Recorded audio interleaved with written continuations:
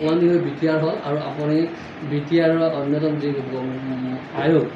এই আয়োগৰ সদস্য হিচাপে আপুনি নিযুক্তি লাভ কৰিছে। এতিয়া আপোনাৰ এই মুহূৰ্তত ক'বলগীয়া অভিযোগ যিটো জানুৱাৰী মাহৰ ২৭ তাৰিখত বিভিন্ন সশস্ত্ৰ বড়ো সংগঠন আৰু আপচু অসম চৰকাৰ BTC চৰকাৰ আৰু কেন্দ্ৰীয় চৰকাৰৰ মাজত যিখন চুক্তি হৈছিল বিটিআৰ চুক্তি, এই চুক্তিৰ কিছুমান দফা ইমপ্লিমেণ্ট কৰাৰ কাৰণে এখন আয়োগ গঠন কৰিছে। আৰু মই আজি আমাৰ বিভিন্ন মিডিয়াৰ জৰিয়তে অসমৰ মাননীয় স্বাস্থ্যমন্ত্ৰী তথা বিত্তমন্ত্ৰী মাননীয় হিমন্ত বিশ্ব শৰ্মাদেৱে এটা প্ৰেছ মেইল যোগে তেওঁ মানে নাম ঘোষণা কৰা বুলি ময়ো শুনিছোঁ আৰু কিন্তু এতিয়ালৈকে অৱশ্যে চৰকাৰী তেনেকুৱা ধৰণৰ মই কোনো তেনেধৰণৰ নটিফিকেশ্যন পোৱা নাই। তথাপিও যিহেতুকে মাননীয় শৰ্মাদেৱে ঘোষণা কৰিছে আৰু এই লৈ মই প্ৰথম মোৰ প্ৰতিক্ৰিয়া হ'ল যে আমি যিহেতুকে এই বিটিআৰ অঞ্চলতে স্থায়ী বাসিন্দা আৰু ভৱিষ্যতলৈ আমি ইয়াত থাকিব লাগিব, গতিকে ইয়াৰ এই বিটিআৰ চুক্তিৰ কিছুমান দফা ৰূপায়ণৰ কাৰণে যি দায়িত্ব দিছে যি কমিশ্যনত, তাত মই যথেষ্ট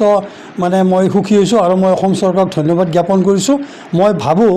যে ইয়াৰ দ্বাৰাই আমাৰ বিশেষ কৰি যিহেতুকে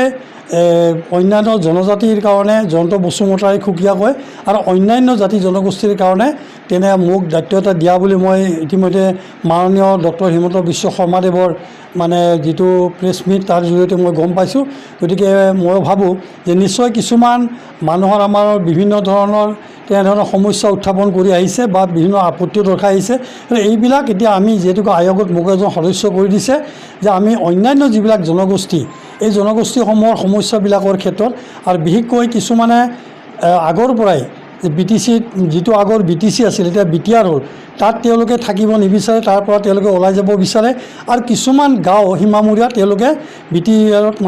BTCত অন্তৰ্ভুক্ত হ'ব খোজে। গতিকে এতিয়া বিটিআৰৰ পৰিসৰটো বহুত বৃদ্ধি হ'ল, গতিকে বিভিন্ন অঞ্চলত তেনেকুৱা হয়তো গাঁও ক'ৰবাত সোমাব বিচাৰিব বা ক'ৰবাত হয়তো তেওঁলোকে ওলাই যাব বিচাৰিব। গতিকে তেওঁলোকৰ লগত আলাপ আলোচনা আৰু তেওঁলোকে জনোৱা আবেদনৰ ওপৰত ভিত্তি কৰি আমি সকলো জনগোষ্ঠীক সন্তুষ্ট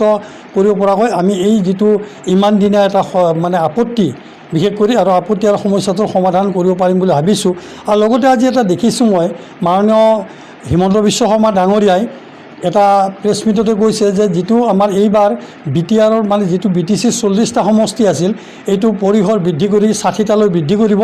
আৰু 60টালৈ বৃদ্ধি কৰাৰ ক্ষেত্ৰতো এই আয়োগে পৰামৰ্শ দিব। গতিকে এইটোৰ ক্ষেত্ৰতো মই ভাবিছোঁ যে আমাৰ যি আৰু অন্যান্য যি 20টা সমষ্টি বৃদ্ধি হ'ব তাত মই চেষ্টা কৰিম যে অন্যান্য জাতি জনগোষ্ঠী যিসকলৰ প্ৰতিনিধি যোৱাৰ সুযোগ নাই